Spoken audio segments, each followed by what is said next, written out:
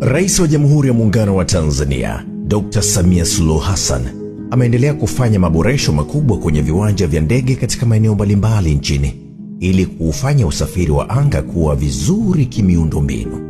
Uwanja wa ndege wa Tabora ni miongoni mwa viwanja vinavyofanyiwa maboresho makubwa ambayo awali yalikwama, na sasa maboresho ya uwanja huo yako katika hatua za mwisho kukamilika. Kabla mwezi wa 10 mwaka huu uwanja huo tutakuwa tumeshakabidhiwa ukiwa umekamilika. Jengo la abiria kubwa la kisasa na njia zake, parking, zote hizo zipo katika hatua za mwisho za utekelezaji.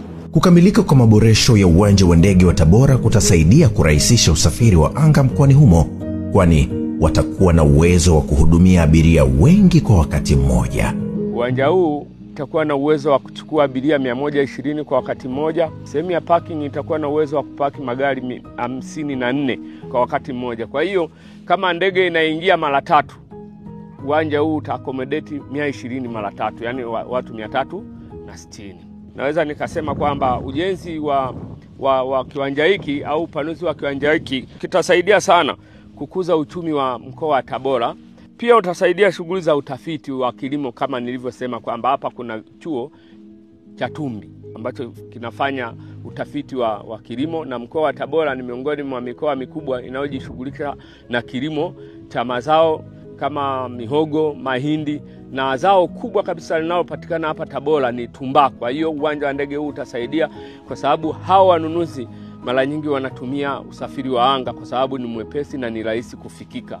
Watu sasa hivi hawapendi kusafiri kwa muda mrefu, wamekaa. Na hapa kutoka hapa kuelekea Dar es Salaam hadi ni saa 1:30 unakuwa umefika Dar es Salaam, unaendelea na mambo yako ambao pia ni muhimu vile vile, kwa sababu anasema muda ni mali. Naweza nikasema hizi ni juhudi za Mheshimiwa Rais wa nchi hapa tulipofikia. Kimsingi kama ni mradi ulikuwa umekwama sehemu, 2018 ikapita, 19 ikapita, 20 ikapita, 21 ikapita, 22, maana yake ulisimama mradi huu miaka 5.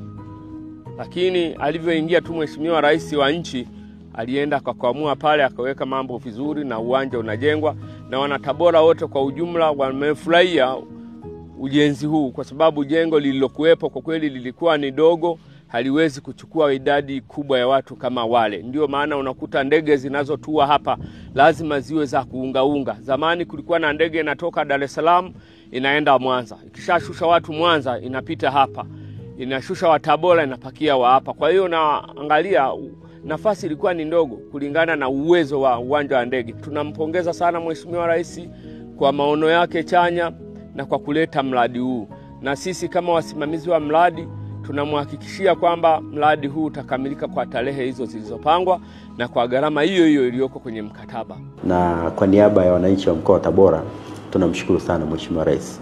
Sisi tunamuombea tu kila kukicha afya njema, Mungu ambariki, amwamshe salama, ampe mahitaji yake ya moyo wake, na yeye na familia aitunze na kuilinda familia yake. Oh, yes, Samia.